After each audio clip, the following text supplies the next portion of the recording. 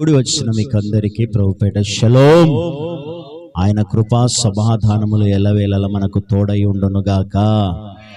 మంచిది. పరిశుద్ధ బైబిల్ గ్రంథంలో నుంచి ఒక 3 మాటలు నేను చెప్పాలని ఆశపడుతున్నాను. యెషయా గ్రంథము 60వ అధ్యాయము చివరి వచనం.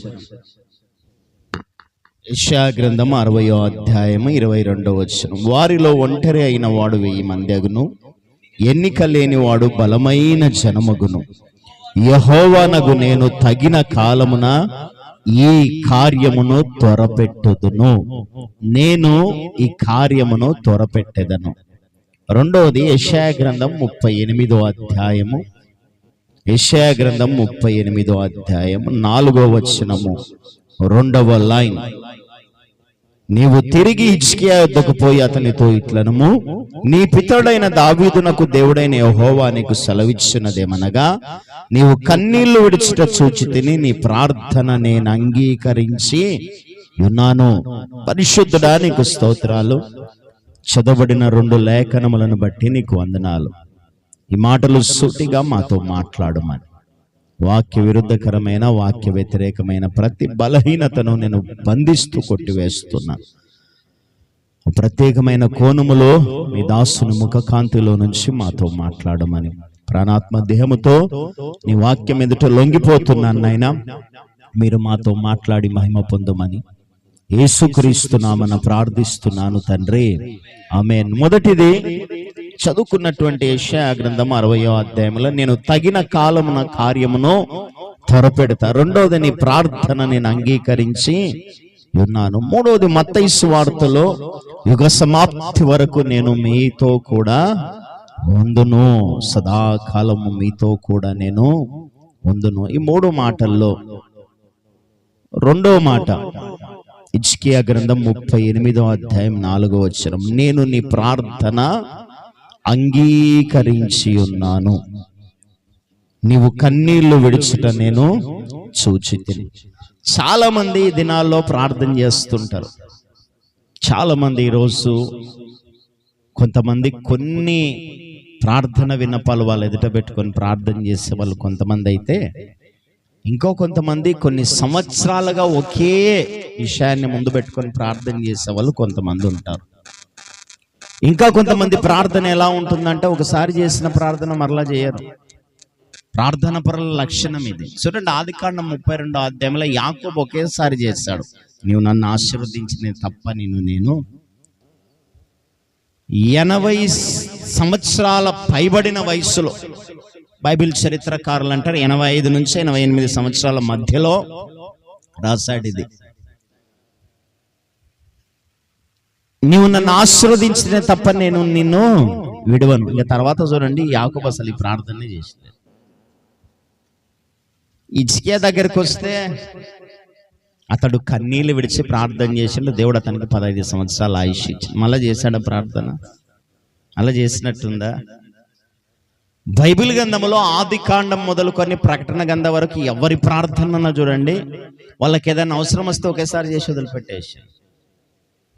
అంటే మన పితరులు మనకు నేర్పిస్తున్నటువంటి పాఠాలు ఇవైతే, ఈ దినాల్లో ఎందుకేమో కానీ ఒకే ప్రార్థన విన్నపము కొరకు కొన్ని సంవత్సరాలుగా ప్రార్థన చేస్తారు. దైవజన్ నీ మధ్యలో కలిసినప్పుడు, నిన్న మామ్నార్లో ఉన్న నేను ఉదయము 6 గంటలకు బయలుదేరి సాయంకాలం 5 గంటలకు కర్నూలుకి వచ్చాను. నేను కొన్ని పనులను బట్టి ఉదయం వెళ్ళేటప్పుడు ట్రైన్కి వెళ్ళిన, సాయంకాలం వచ్చి బస్సులో వస్తూ ఉంటున్నప్పుడు express super luxury Nandyal, Hyderabad to Nandyal దాంట్లో వస్తున్నప్పుడు ఒక దైవజనుడు 80 సంవత్సరాల పైబడి కలిగినటువంటి వ్యక్తి, నేను బైబిల్ చదువుకుంటూ కూర్చున్న బస్సులో నా దగ్గరికి వచ్చి మాట్లాడుతూ, బాబు ప్రార్థన చేయి నా కొరకు, నాకు 4 కుమారులు చదివారు, ఒక్కొక్కరి కొరకు నేను 18 సంవత్సరాలుగా ప్రార్థన చేస్తున్నా, ఎవడు సెట్ అవుతలేడు బాబు ప్రార్థన చేయండి. ఏంటంట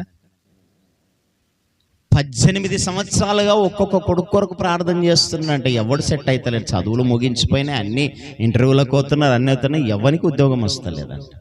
నేను అన్న ఒక మాట, చేయొద్దండి ప్రార్థన అని చెప్పి. ఏం చెప్పా? చేయొద్దండి, వదిలేసేసేయండి ఆ ప్రార్థన. ఎందుకంటే దేవుని పరిచర్యలో ఉన్నటువంటి మనము పలుమార్లు ఒకే దాని కొరకు పాకలాడకూడదు.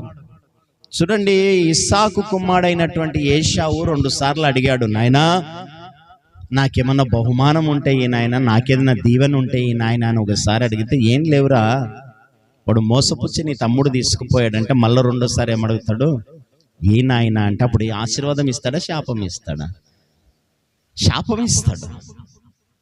ఈ మాటను బట్టి బాగా చూసినట్లయితే నువ్వు ఒకసారి అడిగిన తర్వాత దేవుణ్ణి విసిగించడం ప్రారంభించావు అనుకో, ఏం చేస్తాడు? ఆశీర్వాదం ఇవ్వడు నీకు. చూడండి ఒకసారి ఆ మాట, ఆదికాండములో ఉన్నటువంటి ఆ మాట ఒక్కసారి చదువుకొని ముందుకెళ్దాం. చాలా మందికి ఈరోజు అర్థం కాదు. కొన్ని సంవత్సరాలుగా ఒకే విషయాన్ని బట్టి ప్రార్థన చేస్తుంటారు, ఎందుకో ఏమో. ఏమంటారు చూడు, చెప్పేటోడు లేక. 27వ అధ్యాయం ఆదికాండం, 27వ అధ్యాయం ఆదికాండం 37, 38. ఏశావు, నా తండ్రి నీ వద్ద ఒక దీవెనయే ఉన్నదా? నా తండ్రి నన్ను కూడా దీవించుమని తన తండ్రితో చెప్పి ఏశావు ఎలుగెత్తి ఏడవగా,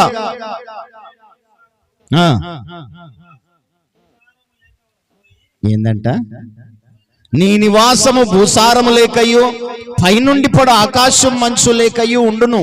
నువ్వు కత్తి చేత బ్రతుకుదువు, నీ సహోదరునికి దాసుడు వగుదువు. నీవు తిరుగులాడుచుండగా నీ మెడ మీద నుండి అతని కాడి విరిచివేయుదు అని అతనికి ఉత్తరం ఇచ్చెను. 33 మిక్కుటముగా 31 నుంచి అతడు రుచిగల భోజ్యములను సిద్ధపరిచి తన తండ్రి వద్దకు తెచ్చి, నా తండ్రి నన్ను దీవించినట్లు లేచి నీ కుమారుడు వేటాడి తెచ్చిన దాన్ని తినుమని తన తండ్రితో నేను. అతడు తండ్రి అయిన ఇస్సాకు, నీవెవరు అని అడిగినప్పుడు అతడు, నేను నీ కుమారుడును ఏశావు అను జ్యేష్ఠుడు కుమారుడు అనగా, ఇస్సాకు మిక్కుటముగా గడగడ వణుకుచు, అట్లయితే వేటాడి భోజ్యము నా ఎద్దకు తెచ్చిన వారెవరు? నీవు రాకమునుపు నేను వాటన్నిటిలో తిని అతను నిజముగా దీవించి అతడు దీవించబడిన వాడే నన్ను. ఏశావు తన తండ్రి మాటలు వినినప్పుడు దుఃఖక్రాంతుడై పెద్ద కేక వేసి, ఓ నా తండ్రి నన్ను దీవించుమని తన తండ్రితో, మొదట నన్ను దీవించు తండ్రి అని చెప్పాడు. తండ్రి సమాధానం ఏంది? కిందికి వస్తే ఏశావు తన తండ్రి మాటలు విన్నప్పుడు దుఃఖకాంతుడై పెద్ద కేక వేసి, ఓ నా తండ్రి నన్ను దీవించుమని తన తండ్రితో చెప్పాను. అతడు, నీ సహోదరుడు కపటోపాయముతో వచ్చి నీకు రావలసిన దీవెన తీసుకొని పోయాను కాబట్టి నీకు దీవెన లేదు. కానీ ఏమంటున్నాడు, నాకు దీవెన కావాలి నాయన. లేదన్నప్పుడు ఊకపోవాలి కదా, లేదన్నప్పుడు ఊక వెళ్ళిపోవాలి కదా. కానీ మళ్ళీ ఏం చేస్తున్నాడు ఏశావు? నన్ను దీవించు. మన దీవెన అన్నప్పుడు దీవెన రావాలి కదా, మళ్ళీ ఎందుకు శాపం వచ్చింది? అయిపోయా, దీవెన ఒకటేసారి. నీకు ఒక అర్హత ఉన్నావని నీకు అర్హతని ఇచ్చాడు, అడగమని చెప్పాడు. అర్హత కలిగినటువంటి నీవు అవకాశాన్ని సద్వినియోగం చేసుకోవాలే కానీ దుర్వినియోగం పొరపాటున చేసుకోకూడదు. హల్లెలూయా. ఆ అవకాశం సద్వినియోగం అంటేనే సమాజముగా కూడుకొనుట మానుకోవద్దు. ఏందండి? సమాజముగా కూడుకొనుట మానొద్దు అంటే మందిర సహవాసాన్ని విడిచిపెట్టకూడదు. మందిర సహవాసం ఎప్పుడైతే ఉన్న రోజు ఆ రోజు దేవుడు నేరుగా కరుణాపీఠం దగ్గర ఇక్కడ ఉంటాడు. హల్లెలూయా. ఎక్కడ ఉంటాడు? యాజకుడు తన తరగతి క్రమం చొప్పున యాజక ధర్మం చేయడానికి వెళ్ళి మందసం దగ్గర ధూపం వేస్తుంటే దేవదూత వచ్చిందంట. అంటే ధూపం వేయడం అంటే ప్రార్థన. ఎక్కడ? పొలాల్లో కాదు, ఇంట్లో కాదు. దేవుని కరుణాపీఠం అంటే ఆయన ఉండు పరిశుద్ధ స్థలం దగ్గర ధూపం వేయడానికి యాజకుడైనటువంటి అహరోను క్షమించండి, ఎవరు? జకర్యా వెళ్ళినప్పుడు దేవదూత నేరుగా జకర్యా మందసం దగ్గర తన తరగతి క్రమం చొప్పున ధూపం వేస్తుంది. దేవదూత వచ్చిందా లేదా? వచ్చి, నీ ప్రార్థన వినబడిందయ్యా, నువ్వు భయపడొద్దు, నీ భార్య గర్భవతి అయి కుమారుణ్ణి. అప్పటికే బైబిల్ చరిత్రకారులు సెయింట్ జోసఫస్ గారు అంటారు, అప్పటికే ఎలిజబెత్ మృతతుల్యంగా మార్చబడింది. ఎలిజబెత్కేమో 100 సంవత్సరాలు, జకర్యాకేమో 118 సంవత్సరాలు. ఈ వయసులో ఏం కావాలంట వాళ్ళకు? గర్భఫలం. చేస్తున్న రోజులు చెయ్యని చెయ్యని చెయ్యనని ఊరిక ఉన్నాడు. టైం వచ్చింది. గడిచిన వారం చెప్పే కదా నేను. ఏది గడిచిన వారంలో? హెచ్చించబడాలంటే బలిష్టం. కానీ ఒక టైం ఉంటుంది, నిర్ణయ కాలం. ఆ నిర్ణయ కాలం వచ్చిన బన్నే జకర్యాతో దేవదూత ప్రత్యక్షమై నీవు అనుకున్నది జరిగింది పోనాయన. కానీ ఏమంటాడు జకర్యా? నేను నమ్మను. ఎందుకు ఈ విషయం చెప్తున్నా అంటే, నీవు వెయిట్ చేసావు అనుకో నీ విశ్వాసం బలహీన పడిపోతుంది. అందుకొరకు మనం ఏంటంటే హార్ట్ బ్లెస్సింగ్స్ కావాలి. ఏం కావాలి? Readymade blessings. ఇలా ప్రార్థన చేసి ముగించక ముందు ఏం కావాలా? బ్లెస్సింగ్స్ కావాలి ఈ దినాలు. అందుకొరకు చాలా మంది ఏం చేస్తుంటారు? మందిరాలు మారుస్తారు, పాస్టర్లు మారుస్తారు. Heart blessings. మన లండన్ ప్రాంతంలో ఒక తల్లి, ఒక కుమారుడు. ఆ కుమారునికి లాస్ట్ స్టేజ్కి వచ్చేసాడు, అనారోగ్యం, క్యాన్సర్. చాలా హాస్పిటల్ తిరిగిన తర్వాత ఒక డాక్టర్, లండన్ లో ఉన్న డాక్టర్ చెప్పాడంటమ్మా, ఈ వ్యాధికి ఎక్కడ నీకు ట్రీట్మెంట్ దొరకదు. ప్రపంచంలో ఒక వ్యక్తి ఉన్నాడు, మార్క్ అనే వ్యక్తి ఉన్నాడు, ఆంకాలజిస్ట్. ఆయన మాత్రమే ఈ యొక్క వైద్యానికి ట్రీట్మెంట్ చేయగలడు. ఆయనను మీరు వెళ్ళి కలవండి, కానీ కొన్ని లక్షల రూపాయలు ఖర్చు అవుతుంది. ఆయన యొక్క అపాయింట్మెంట్ మాత్రం దొరకదు. ఆయన ఉండేది లండన్లోనే, ఆయన ఉండేది లండన్లోనే. ఈయననేమో టౌన్లో ఉంటాడు, ఆయననేమో అడవిలో ఉంటుంది. ఈ ఆంకాలజిస్ట్ అయినటువంటి మార్కస్ గారు ఒకరోజు ఒక 700 కిలోమీటర్లు ప్రయాణం చేయడానికి ఒక దగ్గరికి వెళ్ళాడు. వెళ్ళి తన పని ముగించుకొని తిరిగి లండన్కి వచ్చాడు. లండన్కి వచ్చిన తర్వాత ఆమె ఏం చేసింది? లండన్ వదిలిపెట్టి వేరే ఊర్ల దగ్గరికి ఎక్కడ దొరుకుతాడని వెతకడానికి వెళ్ళింది. వెళ్ళిన తర్వాత ఈమె ఒక 300-400 కిలోమీటర్ల దూరం, లండన్ దూరంగా వెళ్ళిపోయి తన బంధువుల ఇండ్ల దగ్గరికి వెళ్ళి, వాళ్ళ అడవిలోనే ఉన్నారు, అక్కడ నివాసం ఉంటుంది. అందరికీ చెప్పింది, మా అబ్బాయి లాస్ట్ స్టేజ్లో ఉన్నాడు, క్యాన్సర్, ఇంకా ఆయన ఒక్కడే బాగు చేయగలడంట, ఇంకా చూద్దామని ఆలోచన చేస్తూ ఉంటే ఈయన వెళ్ళాల్సిన చోటుకి వెళ్ళి తన మీటింగ్స్ ముగించుకొని, కాన్ఫరెన్స్ ముగించుకొని మరలా వచ్చాడు. మరలా ఒక 2-3 రోజుల తర్వాత మరలా ఇంకో ప్రాంతానికి వెళ్తున్నప్పుడు ఫ్లైట్ ఎక్కాడు. ఫ్లైట్ ఎక్కిన తర్వాత కొంత దూరం ప్రయాణం చేసిన తర్వాత ఈయన ప్రయాణం చేస్తున్నటువంటి ఫ్లైట్ వాతావరణం కారు మబ్బులు కమ్మేటర్లకు ఒక ఫ్లైట్ ఏం చేశాడు? పైలట్ అనౌన్స్మెంట్ చేశాడు, దయచేసి ఒక చిన్న మనవి గమనించండి, మనం వెళ్ళాల్సిన ప్రాంతానికి మనము వెళ్ళట్లేదు, వాతావరణం అనుకూలించలేదు, కాబట్టి దగ్గరలో ఉన్నటువంటి ఎయిర్పోర్ట్ లో ఫ్లైట్ ల్యాండింగ్ చేస్తున్నా, వాతావరణం అనుకూలించబడ్డ తర్వాత మనం వెళ్ళొచ్చు అని అక్కడ పైలట్ అనౌన్స్మెంట్ చేసే వరకు మార్కస్ గారికి ఏమైంది? అర్జెంట్ గా కాన్ఫరెన్స్ కి అటెండ్ కావాలి. ఫ్లైట్ దిగాడు, వెంటనే కార్ మాట్లాడుకొని కార్ డ్రైవర్ కి నువ్వు ఎంత అడిగినా ఇస్తా, ఈ టైం లోపల నేను వెళ్ళాల్సిన గమ్యస్థానానికి చేర్చా. ఫ్లైటే ముందుకు వెళ్తలేదంటే ఈయన కారు మాట్లాడుకొని డ్రైవర్కి అడిగినంత డబ్బిచ్చి కారులో వెళ్తున్నాడు. ఆ డ్రైవర్ కాస్త రోడ్డుకు చెట్లు విరుగుతున్నాయి, గాలి ఎక్కువ వస్తుంది, ఎక్కువసరి కొంచెము అడ్డదారిలో వెళ్దామని అడవిలోకి తీసుకెళ్లాడు. రస్తా మర్చిపోయాడు. కొంత దూరం వెళ్ళేసరికి నట్టనడమి అడవిలో కారు కూడా ఆగిపోయింది. అటు చూద్దాము, ఊరికి దూరం ఉన్నాడు, ఇటు చూస్తే అడవిలో దగ్గర వచ్చి పడ్డాడు. ఏం చేయాలి? తాగడానికి నీళ్లు లేవు, వర్షానికి ఇబ్బంది అయిపోయింది. తనకు ఒక ఆలోచన, టీ తాగాలి నేను. ఇప్పుడు అడవిలో హోటళ్ళు ఉంటాయా? అలా కారు ఇలా చూస్తూ ఉంటుంటే చెట్ల మధ్యలో ఏదో ఒక చిన్న వెలుతురు కనబడుతుంది. ఆ కార్ డోర్ తీసేసి ఆ రెయిన్ కోట్ అది ఉంది వేసుకున్నాడు. నడుస్తూ పోతుంటే అడవిలో ఒక చిన్న కొట్టం. చెప్పే కదా ఆ తల్లి తన కుమారుని తీసుకొని వెళ్ళింది. ఆమె ఆ కుటుంబంలోనే ఉంది. ఈ వ్యక్తి అక్కడికి వెళ్ళాడు, డోర్ను కొట్టాడు. అమ్మా, ఎవరన్నా ఉన్నారా తాగడానికి? కొన్ని నీళ్ళు ఇస్తారా? ఆమె ప్రార్థన చేసుకుంటున్నా. ఆమె లేచి పరిగెత్తుకొని వచ్చి, చెప్పండి ఏం కావాలి? లేదమ్మా, అడవిలో మేము తప్పిపోయాం, తాగడానికి కొన్ని నీళ్ళు ఇస్తారా? నీళ్ళు తెచ్చుకుంటూ, అయ్యా నీళ్ళు కూడా ఇస్తాను, కాఫీ తాతారేమంటే, అంతకంటే భాగ్యమమ్మా, ఇవ్వండి అని చెప్పేసి కాఫీ తీసుకొచ్చి ఆయనకి ఇచ్చి నీళ్ళు ఇచ్చి కాఫీ తాగా. ఏమనుకోకపోతే తడిసిపోయారు కదా, ఇక్కడనే కూర్చోండి, కొద్దిసేపు వర్షం బంద్ అయ్యేంత వరకు నేను వెళ్ళి ప్రార్థన చేసుకున్నది. ఎందుకమ్మా ప్రార్థన ఈ అడవిలో? లేదయ్యా, మా అబ్బాయికి బాగులేదు, క్యాన్సర్ లాస్ట్ స్టేజ్లో ఉన్నాడు, ప్రపంచంలో ఒకే వ్యక్తి ఉన్నాడంట, ఆయన పేరు మార్కట.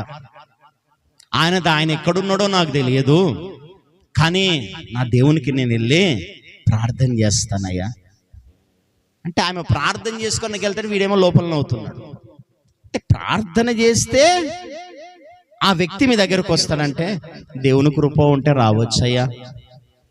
అని వెళ్ళి మంచం దగ్గర, కొడుకు దగ్గర మోకాళ్ళ మీద నుండి ఏడ్చి ప్రార్థన అయ్యా, అభాగ్యురాలిని, ఒంటరి దాన్ని, నువ్వు తప్ప నాకు ఎవరు లేరే, మరణ పడకలో నా కుమారుడు ఉన్నాడు అని ప్రార్థన చేస్తూ, అయ్యా నువ్వు అసాధ్యాలను సాధ్యపరిచే దేవుడు, లేనిది ఉన్నదనటకు ఉన్నది లేని రుజువు చేయడానికి శక్తిమంతుడవయ్యా, నేను ఎవరి కొరకు వెతుకుతున్నాను? ఎవరు? ఆంకాలజిస్ట్ అయినటువంటి ఆ డాక్టర్తో నువ్వు మాట్లాడయ్యా. ఈ శబ్దం కాస్త నాకు వినబడుతుంది. ఎవరికి? మార్కస్ గారికి. ఎవరైనా మార్కస్? Cancer specialist, oncologist. ఇంకా ఆయన తప్ప ఇంకెవరు బాగు చేయలేరు. ఆమె టీ ఇచ్చిపోయింది, టీలో అది ఆద్దామని పెట్టుకుంటున్నా, అక్కడి నుంచి స్వరం వినబడుతుంది, రోదన ధ్వని వినబడుతుంది. అయ్యా నువ్వు ఆ వ్యక్తిని ప్రేరేపించయ్యా, ఆ మార్కస్ గారు ఎక్కడున్నారో ఆ వ్యక్తిని ప్రేరేపించయ్యా, లేదా అతడు ఎక్కడున్నాడో అడ్రస్ నాకన్నా చెప్పయ్యా, నేను వెళ్తా అంటే ఈయన చేతిలో ఉన్న టీ గ్లాస్ కాస్త వణకడం ప్రారంభించింది. ఏంటి, నేనేంటి లండన్ నుంచి ఒక 300 కిలోమీటర్ల దూరం ప్రయాణం చేయాల్సిన నేనేంటి ఫ్లైట్ మధ్యలో ఆగిపోవడం ఏంటి? ఫ్లైట్ మధ్యలో ఆగిపోయిన తర్వాత కారు తీసుకొని మాట్లాడుకుని ఆ స్థలానికి నేను వెళ్ళాలనుకుంటే కారు డ్రైవర్ అదుపు తప్పించడం ఏంటి? అదుపు తప్పిన తర్వాత నేను పోయి అడవిలో ఈ కుట్టంలోకి వచ్చి కాఫీ తాగడం ఏంటి? ఇప్పుడు ఈమెం చేస్తుంది ప్రార్థన? అయ్యా ఆంకాలజిస్ట్ అయినటువంటి ఆ మార్క్ గారు ఎక్కడున్నారో ఆ మార్కస్ గారితో మీరు మాట్లాడండి నాయన, దయచేసి నా కుమారునికి ఉన్నటువంటి ఈ రోగంలో నుంచి విడిపించయ్యా అని ఈమె ప్రార్థన చేయడం ఏంటి? అసలు నాకు అర్థం కావట్లేదు అని గడగడగడు వణుక్కుంటే ఆడికి వెళ్ళాడంట, మంచం దగ్గరికి వెళ్ళి, అమ్మా ఒకసారి నా మాట విను.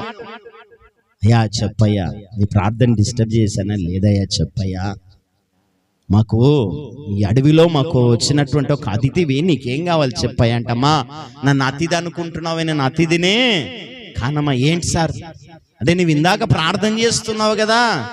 అవును సార్, నా కొడుకుకు చాలా సీరియస్ ఉంది, క్యాన్సర్ లాస్ట్ స్టేజ్లో ఉన్నాడు. మళ్ళీ ఏం చేస్తావమ్మా? ఎవరో మార్కస్ గారంట, ఆయనైతేనే నా కొడుకుకు వైద్యము చేయగలంటమ్మా. పిచ్చిదానా, నువ్వు ప్రార్థన చేస్తే నువ్వు వెళ్ళి ప్రార్థన చేస్తా అంటే నేను ఏదో అనుకున్నా కానీ నీ ప్రార్థనలో ఇంత గొప్పతనం ఉందని, నీ దేవుడు ఇంత గొప్పవాడని నాకు అసలు తెలియదన్నమాట. ఏమైంది సార్ అంటే, అమ్మా ఆ మార్కస్ గారు ఎవరో కాదమ్మా, నేనే. హల్లెలూయా. ఎవరు మార్కస్? ఆ ఇంట్లో నీళ్ళు తాగి అప్పటికి 6 నెలలు అయింది ఆయన అడ్రస్ కొరకు వెతుక్కుంటూ. ఇంకా అనుకుంది, ఇంక ఈ మార్కస్ గారు నాకు దొరకరు, నా కొడుకు కూడా చనిపోతాడు, నా భర్త కూడా ఇదే స్టేజ్లో చనిపోయాడు, నా కొడుకు కూడా ఇదే క్యాన్సర్తో చచ్చిపోతాడు, నా పరిస్థితి, నేను ఒంటరి దాన్ని అని అనుకున్నది. కానీ 6 నెలల తర్వాత ప్రభు ఏం చేస్తాడు? ఆంకాలజిస్ట్, వరల్డ్ ఫేమస్ ఆంకాలజిస్ట్ అయినటువంటి మార్కస్ గారిని ఎక్కడికి తీసుకొచ్చాడు? అడవిలోకి, అరణ్య అడవిలోనికి తీసుకొని వచ్చి ఆ తల్లి కన్నీరు వచ్చి, నీ కొడుకును బ్రతికించే బాధ్యత నేను తీసుకుంటున్నా. నీవు ఆరాధించే దేవుడు, నీవు ప్రార్థన చేసే దేవుడు మామూలు దేవుడు కాదు. ఎందుకు తెలుసా? ఎక్కడో ఉండాల్సిన నన్ను ఈ స్థలానికి తీసుకొచ్చాడు. అదొక్కటి చాలు. ఏమంటున్నంటే, ఈ రాత్రి ఆయన నీ ప్రార్థన విన్నాడా? విని ఉన్నాడా? వింటాడా? చెప్పండి, నేను ముగించేస్తాను. విన్నాడా? వింటాడా? విని ఉన్నాడా? చెప్పండి అమ్మా. హిజ్కియాకు రోగం తెచ్చింది దేవుడే. వాడు మామూలుగా రాజుగా ఉంటే వాడు నా మాట వినడు, వాడిని ఏం చేయాలి? నేను చంపాలి ఫస్ట్ అని ఈ ప్లాన్ అంతా వేసింది ఎవరు? దేవుడే ప్లాన్ వేసి ఎవరిని పంపించాడు? డాక్టర్ని పంపించాడా? రాజ్యంలో ఉన్న గొప్ప వైద్యుని పంపించాడా? లేకపోతే మంచి జ్ఞానిని పంపించాడా? ఆడికి ఎవరిని పంపించాడు? తన మాట వినగలిగే ఒక రోషము గల ప్రవక్త అయిన యెషయాని పంపించాడు. ఎందుకంటే యెషయా, మీరు చూడండి, బైబిల్ గ్రంథంలో ఎన్ని పుస్తకాలు ఉన్నాయి అమ్మా? యెషయా గ్రంథంలో ఎన్ని పుస్తకాలు ఉన్నాయి? 66 అధ్యాయాలు. పాత నిబంధనలు ఎన్ని పుస్తకాలు? కొత్త నిబంధనలు ఎన్ని పుస్తకాలు? యెషయా గ్రంథం మీరు మరలా చదవండి, 66 పుస్తకాలు ఉన్నాయి యెషయా గ్రంథము. పాత నిబంధన ఎన్ని పుస్తకాలమ్మా? 39 అధ్యాయాలు మీరు మొదటి నుంచి 39 అధ్యాయాల వరకు మీరు చదివితే పాత నిబంధన అంతా దేవుని ఆజ్ఞలు, కట్టడలు, విధులు, పాపం ఏంటి, పాపం చేస్తే ఏమైతుంది అన్నటువంటిదే 39 అధ్యాయాల్లో ఉన్నాయి. యెషయా గ్రంథం మొదటి అధ్యాయం మొదటి వచనం నుంచి 39వ అధ్యాయం చివరి వరకు ఉన్నది అదే. 40వ అధ్యాయం నుంచి ఎన్ని అధ్యాయాలు ఉన్నాయి? 66 అంటే ఎన్ని? 40, 27 అధ్యాయాలు కొత్త నిబంధనలో ఆయన ప్రేమ, ఆయన వాత్సల్యం, ఆయన కృప, ఆయన రక్షణ, పరలోకం గురించి ఎలాగైతే కొత్త నిబంధనలో ఉందో యెషయా గ్రంథములో కూడా ఎన్నో అధ్యాయం నుంచి 40వ అధ్యాయం నుంచి 66వ అధ్యాయం వరకు కూడా అదే రాయబడి ఉంది. ఇప్పుడు మనం చదువుకుంటున్నటువంటి ఎన్నో అధ్యాయము? 60వ అధ్యాయం 22వ వచనంలో ఏముంది? నేను, ఇంకోటి ఉంది చూడండి, నేను తగిన కాలమున ఈ కార్యమును త్వరపెట్టేదను. గట్టిగా చప్పట్లు కొట్టి దేవుని మహిమ పరుద్దాం. హల్లెలూయా. నీవు అనుకున్న కాలములో కాదు నేను కార్యాన్ని త్వరపెట్టేది, నేను అనుకున్న తగిన కాలములోనే. తగిన కాలం అంటే ఏంది? తగిన కాలం అంటే ఏంది? ఒక టైం ఉంటుంది. నీ కుటుంబం హెచ్చించబడాలన్నా, నీకున్న రోగం పోవాలన్నా, నీకున్నటువంటి పరిస్థితుల్లో నుంచి నువ్వు బయటపడాలన్నా, నీ పిల్లలు నీ మాట వినాలన్నా, నీ కుటుంబము సర్వ సంపదల అష్ట ఐశ్వర్యాలతో ఆశీర్వదించబడాలన్నా తగిన కాలం అనేది ఒకటే ఉంటుంది. ఆ తగిన కాలములోనే దేవుడు ఏం చేస్తాడు? కార్యమును త్వరపెట్టుతాడు. నీవెంత తొందర పరిగెత్తినా, నీవెంత తొందర ఉరుకులాడినా ఏది కాదు. మీకు అనుభవజ్ఞులు చాలా ప్రయత్నాలు చేస్తుంటారు. ఇప్పటి వరకు చేసిన ప్రయత్నాలు వేరే, కానీ ఈ రోజు నుంచి చేయవలసిన ప్రార్థన, ఈ రోజు నుంచి చేయవలసినటువంటి ప్రయత్నం ఏంటి? నేను నీ ప్రార్థన వినియున్నాను, నేను తగిన కాలమున కార్యమును నెరవేరుస్తాను. ఎందుకు తెలుసా? నేను యుగ సమాప్తి వరకు మీతో కూడా ఉన్నటువంటి సదాకాలము. ఆ టైం ఉండి ఈ టైం లేదంటాడు కదా ఆయన, సదాకాలం. మరలా అడుగుతున్నా, ఆయన ప్రార్థన వినే దేవుడా? ప్రార్థన విన్నటువంటి దేవుడా? ప్రార్థన వినబోతున్నటువంటి దేవుడా? ఎవరు? నేను ఉన్నవాడను, అనువాడను, నిన్న నేడు రేపు ఏకరీతిగా ఉండి మాట తప్పని దేవుడను. మాట తప్పేది మీరే. ఆ వచ్చేవారం వస్తాం పాస్టర్ గారు అని రాఘవను మాట తప్పేది మీరే. ఎవరు? వచ్చేవారం వస్తాం పాస్టర్ గారు అని రాకుండా మీరు మనుషునికి మాట ఇచ్చి తప్పిపోవచ్చు. ఆయన మాట ఇచ్చి నెరవేర్చడానికి శక్తిమంతుడు. ఆయన సైన్యములకు అధిపతియగు యెహోవా అని ఆయనకు పేరు. ఆయన తగిన కాలమందు తన కార్యము నెరవేరుస్తా, నేను నీ ప్రార్థన అంగీకరించి ఉన్నా, సదాకాలము యుగ సమాప్తి వరకు నేను మీతో కూడా మీకు తోడై ఉంటా అన్నటువంటి దేవుడు ఈ రాత్రి అడుగుతున్నాడు. నేను మాట ఇచ్చి మర్చిపోయే దేవుడు అని కాదు. నీవు చేసే ప్రార్థన నేను వినడానికి నా చెవులు మందము, వినలేకపోవడానికి నా చెవులు మందము కాలేదు, రక్షింపకపోవడానికి నా చేతులు కుర్చనా కాలేదు. మళ్ళీ ఏమైంది? మీ పాపములో నాకు మీకు మధ్య అడ్డుగోడగా నిలిచిపోతున్నాయి కాబట్టి తగిన కాలంలో మీకు జవాబులు రావట్లేదు. ఏంటి పాపములో? ఏంటి పాపములో? ఆజ్ఞాతిక్రమమే. ఏది పాపం అమ్మ? ఆజ్ఞాతిక్రమం అంటే? ఆజ్ఞాతిక్రమం అంటే చెప్పమ్మది. ఆజ్ఞాతిక్రమం అంటే తెలియదా? ఇప్పుడు ఆదివారం నాడు మీ ఆయన చికెన్ తెచ్చాడు. ఏం చెప్తాడు? ఉప్పు కారం ఎక్కువేసి మసాలాలు బాగా అంటించి చెయ్యని ఆజ్ఞించిపోయాడు. నీవేం చేసినావు? చర్చికి వచ్చినాక చేస్తా అని చెప్పి చికెన్ చేయకుండా వచ్చావు. ఎట్లుంటది పరిస్థితి ఇప్పుడు అమ్మా? ఎట్లుంటుంది చెప్పు, ఎట్లుంటుంది చెప్పు?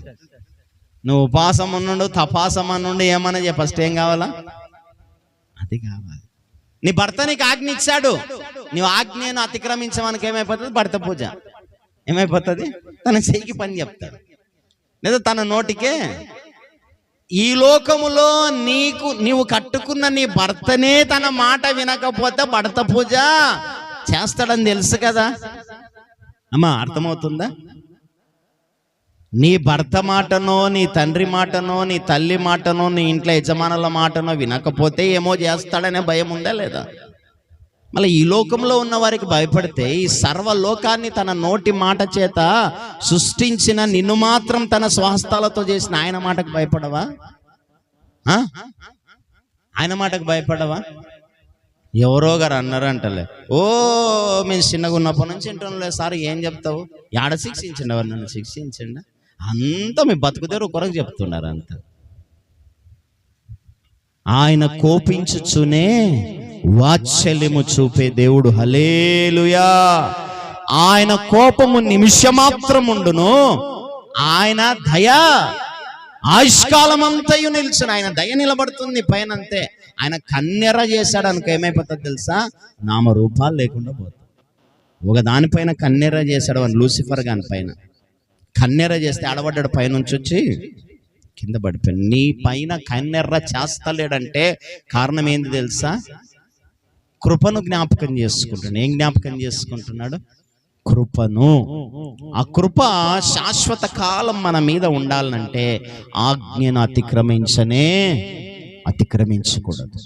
ఈరోజు నీ కుటుంబంలో నువ్వు చేసే ప్రార్థన దేని కొరకు ప్రార్థన చేస్తున్నావో నాకు తెలియదు, కానీ దేని కొరకు నువ్వు కన్నీరు గారుస్తున్నావో నాకు తెలియదు, కానీ నా ప్రభు అంటున్నాడు, నీ ప్రార్థనకు జవాబు ఆలస్యం అవుతుందని నువ్వు బాధపడొద్దు.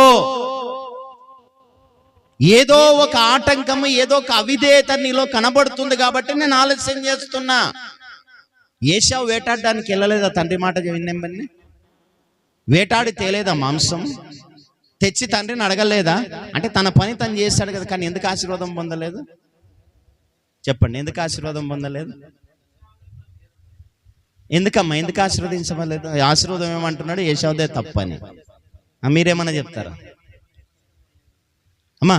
చెప్పండి. ఏశావు తండ్రి మాట విన్నాడు, జవదాటలేదు, తండ్రి చేయాలంటే చేశాడు. శీఘ్రముగా వెళ్ళాడు, వేటాడు తీసుకొచ్చాడు, మంచి రుచిగల భోజనం వండాడు. తండ్రి దగ్గరికి వెళ్ళాడు, తండ్రి ఎవరు నువ్వు?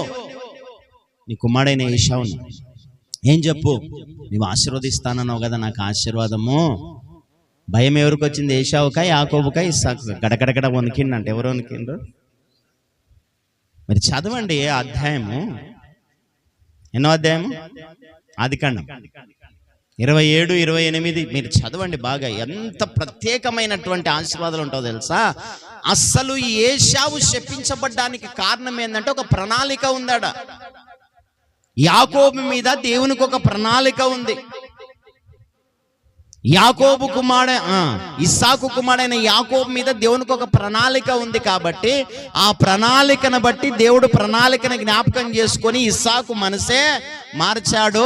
ఇస్సాకు భార్య అయినటువంటి రిబ్కా ఆలోచననే మార్చేశాడు. మార్చేసి తన యొక్క పని జరిగించుకుంటున్నాడు అంతే. ఇక్కడ ఇస్సాకు గాని, అక్కడ రిబ్కమ్మ గాని, ఏశావు గాని, యాకోబు మాత్రము పావులుగా వాడబడ్డారు అంతే. ఎలా వాడబడ్డారు? అందుకోసము ఇస్సాకు యాకోబుని ఆశీర్వదించాడు. నా కుమారుని సువాసన యెహోవా దీవించిన చేని సువాసన వలె. ఇక్కడ ఏశావు తప్పు లేదు, యాకోబు తప్పు లేదు. రిబ్కా గర్భవతి అయినప్పుడు దేవుడు ఇద్దరు కుమారులు లోపల పెనుగులాడుతుంటే నేను బతుకుట ఎందుకు, ఇంకా నేను చస్తా, యెహోవా దగ్గర పోయి నేను ప్రార్థన చేసుకొని చస్తా అని ఏడ్చి ప్రార్థన చేసిన పిచ్చిదానా, ఎందుకు చస్తావే? నీ గర్భములో 2 జనపదములు ఉన్నాయి. ఒక జనపదము కంటే ఒక జనపదము హెచ్చించుతా నేను. అన్న తమ్మునికి దాసుడై ఉంటాడు, భయపడొద్దు, నువ్వు వెళ్ళిపో. ఎవరు ప్రవచన మీద ఎవరిచ్చిండ్రు?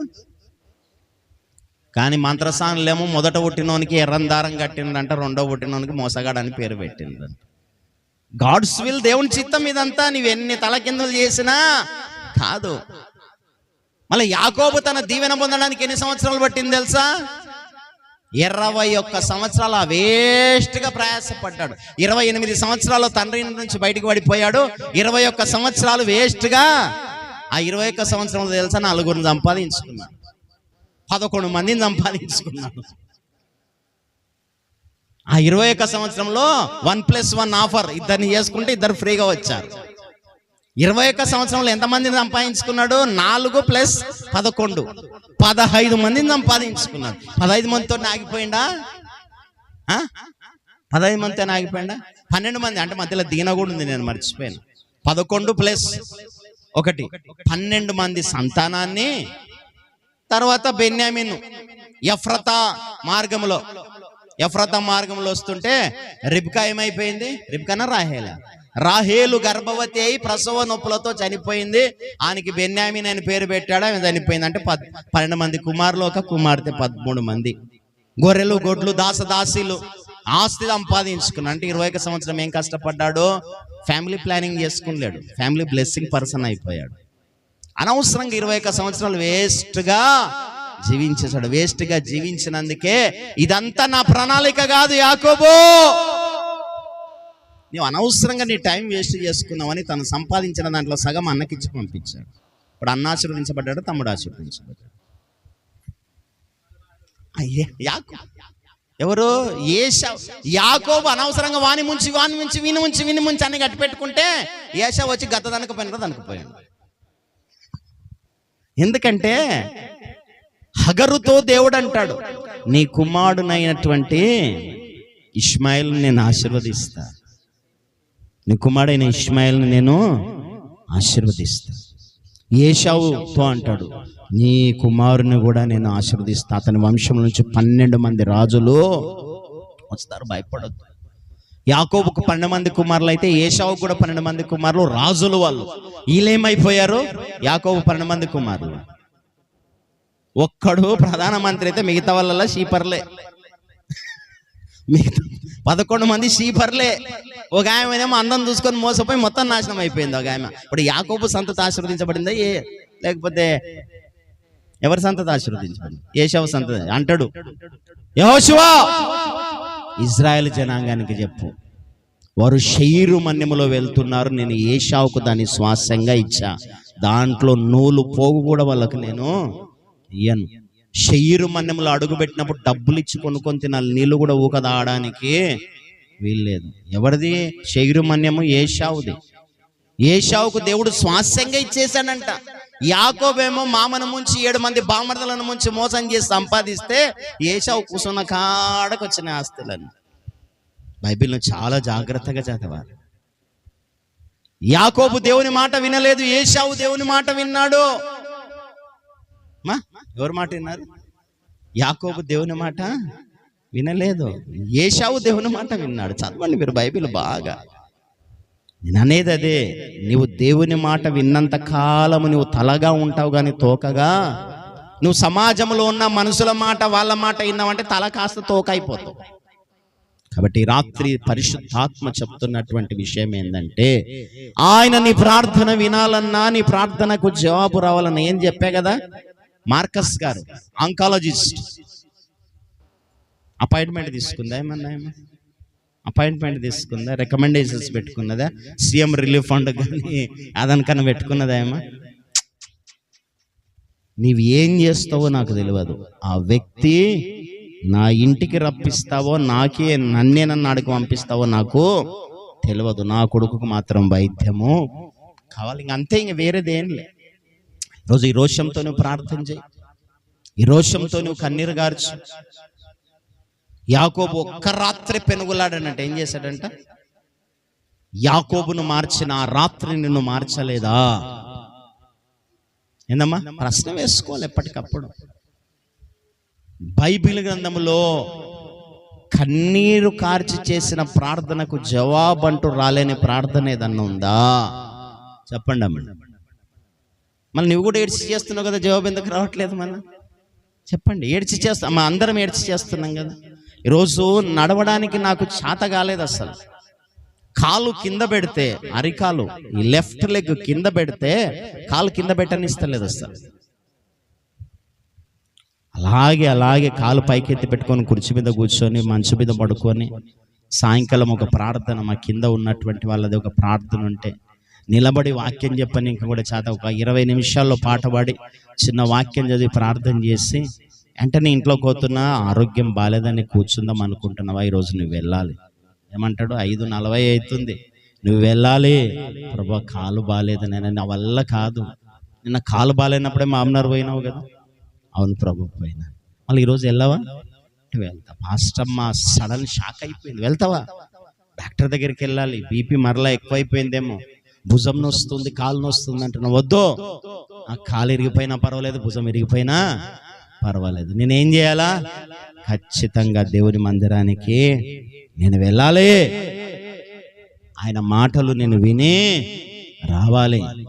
ఏమైతుంది? ఆయన మాటలు వినొస్తే ఆయన పని నేను పరిపూర్ణంగా చేసినవన్నత. నువ్వు ఇలా ఒక తీర్మానం తీసుకో. ఈరోజు నీకు ఎన్ని పనులున్నా, మందిరము పరిసర ప్రాంతాలు మీరు సమాజముగా కూడుకొనుట మానొద్దు.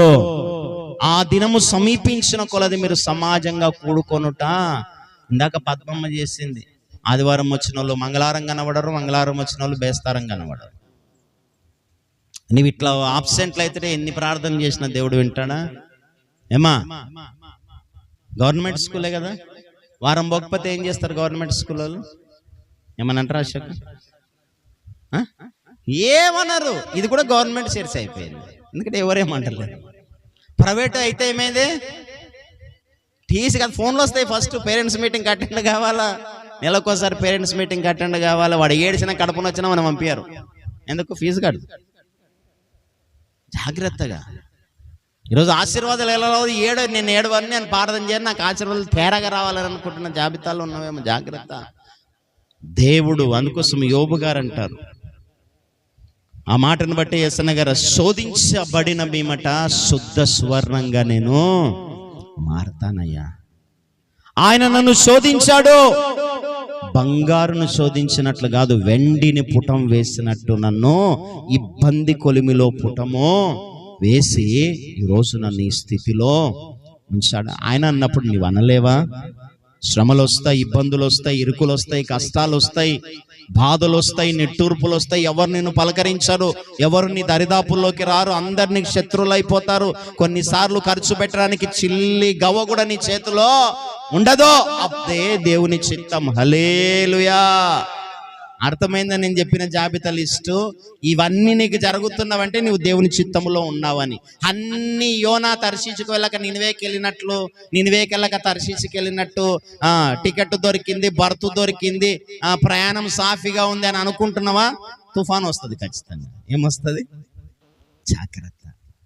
దేవుడు శ్రమలకు అనుమతిస్తాడు, కష్టాలకు అనుమతిస్తాడు, ఇబ్బందులకు అనుమతిస్తాడు, ఇరుకులకు అనుమతిస్తాడు, గొడవలకు అనుమతిస్తాడు. నీ వారే నిన్ను ఏం చేస్తారో చీదరించేస్తారు. ఎవ్వడు పలకరించారు నిన్ను. ఆ టైంలోనే ప్రభు మాత్రం నిన్ను వదిలిపెట్టనే పెట్టాడు. అప్పుడు అర్థం చేసుకోవాలి, నేను ప్రభు చిత్తంలో ఉన్నాను. నువ్వు ప్రభు చిత్తంలో లేవంటే ఒక ఎగ్జాంపుల్ చెప్తా చూడు. నువ్వు డబ్బులు అడిగినావు అనుకో, వెంటనే వస్తాయి. ఎవరినన్నా మాట వేయడానికి పోతావు అనుకో, నీకేకపోతే ఎవరికి ఇస్తామని వెంటనే ఇస్తా. నువ్వు మంచి ప్రార్థన పడవు అనుకో, 10 సార్లు తిరిగినయ్యారు. ఏందమ్మా? 10 సార్లు తిరిగినయ్యారు. నువ్వెంత మాటకారివైనా, నువ్వెంత చాకచక్యంతో ఉన్న 10 చోట్లకెళ్ళి నువ్వు మాటలు చెప్పేవాడువైనా, నీకంటూ ఇబ్బంది ఏర్పడితే ఒక్కడు నీ చుట్టూ ఉండడు. చూడండి, యేసుక్రీస్తు 12 మంది శిష్యులు ఆయన సిలువేసేటప్పుడు ఉండరు. ఎవరన్నా? ఒంటరి వాణి చేసి పెట్టారు. ఆ ఒంటరి వాణి చేసినందుకు ఎవరితో సావాసం ఎక్కువైపోయాడు? తండ్రితో. అందుకోసం ఒక మాట చెప్పి నేను ముగిస్తా చూడండి. సంఘ పరిచర్లో కానీ, కుటుంబంలో కానీ, నీ స్నేహితుల్లో కానీ, నీ కొలీగ్స్లో కానీ, నీ బంధువులో కానీ ఎలాంటి వారు నీకు ఉండాలంటే, నిన్ను నిరుత్సాహపరిచేవారు పొరపాటున నీ పక్కన ఉండకూడదు. నువ్వు సేరంటే వాడు సవసేరని అట్లాంటోడు నీ పక్కన ఉండాలి. హల్లెలూయా. ఎలాంటి ఉండాలి మన పక్కన? నీరు గార్చేటోడు ఉండకూడదు మన పక్కన. ఏమే వదినే ఇట్లా అయిపోతే అంటే, నేను అనుకుంటే కానీ, అప్పుడే చెప్దాం అనుకుంటే కానీ నువ్వు బాధపడతావని. వీళ్ళు సవసేరోళ్ళ నీరు గార్చేటోళ్ళు వీళ్ళు. ఇలాంటి వాళ్ళని పొరపాటున పెట్టుకోకూడదు. మన కుటుంబంలో కానీ, మనకు సలహా ఇచ్చే వాళ్ళు కానీ, మన బంధువులు కానీ, సంఘ పరిచర్లో కానీ, అయ్యా నేను ఇది చేయాలనుకుంటున్నానంటే దానికే సార్ చేద్దాంలే అని నిన్ను ఎంకరేజ్ చేసే వాళ్ళు కావాలా. అలాంటి వారి కొరకు మనం కన్నీరు గార్చి ప్రార్థన చూడండి. యాకోబు జీవితంలో చూడండి, 11 మంది కుమారులను కుమార్తెను 4 భార్యలను ఎంటబెట్టుకొని పోతుంటే మామ సంపుతాని పోయిండంట. ఏందంట? ఎందుకు? ఆస్తి తీసుకుపోతున్నందుకు కాదు, గృహదేవతలు దొంగిలించి నేను కథనే చూస్తానే పొయ్యి గుడారం వేసుకుంటే ఆ రాత్రి దేవుడు జాగ్రత్త, యాకోబుతో మంచి మాట కానీ చెడు మాట కానీ మాట్లాడేటప్పుడు జాగ్రత్తగా నోరు మూసుకొని ఒక ఉండు. ఏం ప్రభు అలా అంటావు? యాకోబుతోటికి వచ్చి, నిన్న రాత్రి మీ తండ్రి దేవుడు నాతో మాట్లాడినందుకు నోరు మూసుకొని కోసం, లేకపోతే నీ కథనే చెప్తుంటే. ఏమైంది మామ? ఎవరిప్పుడు? యాకోబు మామ పేరు ఏం పేరయ్యా? లాబాను. సేరా సవసేరా? సేరా సవసేరా లాబాను. అల్లుడు ఏం కాదులే, పోయేటోడు ఒక మాట చెప్పిపోతే బ్యాండ్ మేళం తీసుకొస్తుంటే కదా. మాట ఏమైపోయింది? రివర్స్ అయిపోయింది. ఎందుకు? అతడు ఎంకరేజ్ చేసే వారికి ఎవరు మార్చాడు? దేవుడే మార్చాడు. ఇప్పుడు యాకోబు 21 సంవత్సరాలు ఇలాంటి మామను చూసిండా? ఆ క్షణములోనే దేవుడు మార్చాడు. ఎందుకు తెలుసా? యాకోబు 21 సంవత్సరాలు తన ప్రణాళిక అని చేసిన 32వ అధ్యాయంలో ఆఖరికి ఏమైపోయింది? దేవుని ప్రణాళిక అని తెలుసుకొని, ప్రభా నేను పోతానని చెప్పిన కాడికే నేను పోతాను ముందుకెళ్ళాడు. కాబట్టి అతని ప్రార్థన దేవుడు, ఇక్కడ హిజ్కియా ప్రార్థన దేవుడు విన్నాడు. కాబట్టి ఏం చేశాడు? హిజ్కియా 15 సంవత్సరాలు ఆయుష్ వేస్తా అంటే ఉరుకులాడి సంకలు కొట్టుకుంటున్నావు. నో, 3వ దినాన నీవు మందిరానికి ఎక్కి రావాలి, నేను అప్పుడు 15 ఏళ్ళ ఆయుష్. ఈ మాట యెషయా గ్రంథంలో లేదు, 2వ దినవృత్తాంత గ్రంథంలో ఉంది. చూడు, యెషయా వెళ్ళు హిజ్కియా దగ్గరికి. అతడు 3వ దినాన మందిరానికి ఎక్కి అతడు ఏంది థ్యాంక్స్ గివింగ్ ప్రేయర్ చేసి కృతజ్ఞత కానుక సమర్పణ చేసుకొని పోతేనే అతడు ప్రార్థన చేసుకొని బయటకు వస్తే అహాబు గోడ గడియారము 15 మెట్లు వెనకకెళ్ళిపోతుంది. అదే ఆయనకు నేను ఇస్తున్నటువంటి ఆశీర్వాదం. చెప్పు. ఆ మాట చెప్పిన హిజ్కియా ఏం చేశాడు తెలుసా? స్నానం చేశాడు, మంచి ఊదా రంగు వస్త్రాలు ధరించుకున్నాడు. వెంటనే మందిరానికి 3 రోజులు పోయిండు కంటిన్యూ. ఎన్ని రోజులు పోయిండు? 3 రోజులు కంటిన్యూ వెళ్ళి ధనాగారాన్ని భద్రపరిచేశాడు. మంచి ఆ దేవుని మందిర పరిచర్య పైన మంచి అధికారులను నియమించి దేవుని యొక్క మందిర ప్రతిష్ట కార్యక్రమాలను అన్ని గొప్పగా చేశాడు. కాబట్టి రాత్రికాల సమయంలో ప్రభు అంటున్నాడు, నేను తగిన కాలమున కార్యమును నెరవేరుస్తా. 2వది నీ ప్రార్థన నేను వింటా. 3వది యుగ సమాప్తి వరకు నేను మీకు తోడై. ఈ 3 మీ జీవితంలో జరగాలి అంటే శ్రమలు కావాలి. దావీదు అంటాడు, శ్రమ కలుగుట నాకు మేలాయనే. ఎంతమందికి శ్రమలు కావాలి? చేయొద్దండి. చూడు, దేవుడు నిప్పు మీద పడతాడు. వద్దు ప్రభు నిప్పు మీద. చూడే మన ఐస్ కట్టలాక ఏదన్నా ఉంటే చూడు, ఎంతసేపైనా ప్రార్థన చేస్తా. అట్లా ఉంటే దేవుడు అవకాశాలు ఇస్తాడు మళ్ళీ అన్నిటికీ. ఆశీర్వదించాలనుకున్న యాకోబునే 21 సంవత్సరాలు ఎండకి ఎండబెట్టాడు, వానకు నానబెట్టాడు. 40 ఏళ్ళు మోసేని ఎండకి ఎండబెట్టాడు, వానకు నానబెట్టాడు, ఆకలి కొనిచ్చాడు. 18 ఏళ్ళు దావీదుని గొర్రెలను ఆయనకే పెట్టాడు రాజుకు చేయాలనుకున్నాడు. బైబిల్లో చూడండి, ఎవరినన్నా చూడండి ఊక వాడుకోలేదు దేవుడు. ఎవరిని నలగొట్టాడు. నాయన నీవు తప్ప ఇంకెవ్వరో శ్రమ కలుగుట నాకు మేలాయనే.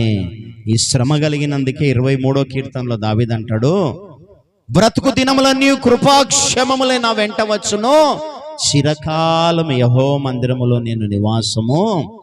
23వ కీర్తనలో ఈ మాట అన్న తర్వాత మీరు చదవండి, దావీదు జీవితంలో శ్రమలకు ఫుల్ స్టాప్ కామన్. 23వ కీర్తన 6వ వచనంలో ఈ మాట, బ్రతుకు దినములన్నీ కృపాక్షేమములే నా వెంట వచ్చును అన్న తర్వాత దావీదుకు శ్రమలకు ఫుల్ స్టాప్ అయిపోయింది. ఇంకా అప్పటి నుంచి దావీదు ఉన్నతమైన స్థితిలో హెచ్చించబడితే 61వ కీర్తనలో ఎక్కలేని ఎత్తైన కొండపైకి నన్ను ఎక్కించయ్యా, ఎక్కించు, ఇంకా ఆపొద్దు నీ ఆశీర్వాదాలు అని ప్రార్థన చేస్తే గొర్రెల దొడ్డిలో ఉన్నటువంటి దావీదుని తీసుకుపోయి యెరూషలేములో సింహాసనం మీద కూర్చోబెట్టాడు. 18 సంవత్సరాలు నలగొట్టాడు అసలు దావీదు. అందుకోసం క్రైస్తవ జీవితంలో ఆశీర్వాదాల కొరకు పరిగెత్తకూడదు. ఎప్పుడు దేనికి పరిగెత్తాలా? రానయ్య శ్రమలు ఎంతనా రానయ్య, ఆ శ్రమలు నీ దగ్గర నుంచే రావాలయ్యా. ఎక్కడి నుంచే? నీవు అనుమతించాలి ఆ శ్రమలు. నీవు అనుమతిస్తే ఆ శ్రమల వెనక నాకు ఆశీర్వాదాలు దాగుంటాయి. నువ్వు నాకు శ్రమలు వద్దు నాయన, ఆశీర్వదించు నాయన, దీవించు నాయన అంటే పని పెడతాడు. ఇంకా ఏం పెడతాడు? పని పెడతాడు. కాబట్టి మన జీవితంలో మన ప్రార్థన అంగీకరించే దేవుణ్ణి మనం ఆరాధిస్తున్నాం. హల్లెలూయా. తగిన కాలమందు తన కార్యమును జరిగించే దేవుణ్ణి మనము ఆరాధిస్తున్నాం. యుగ సమాప్తి వరకు మనతో కూడా ఉన్న దేవుణ్ణి మనం ఆరాధిస్తున్నాం. ఎందుకు భయపడతావు? ఎందుకు దిగులు చెంత? ఒక తీర్మానం ఈ రాత్రి నువ్వు తీసుకో. ఒక తీర్మానంతో ఈ స్థలాన్ని వదిలిపెట్టు. నిన్ను ఉన్న స్థితిలో నుంచి ఉన్నత స్థితికి తీసుకెళ్ళడానికి నా ప్రభు సిద్ధంగా ఉన్నాడు.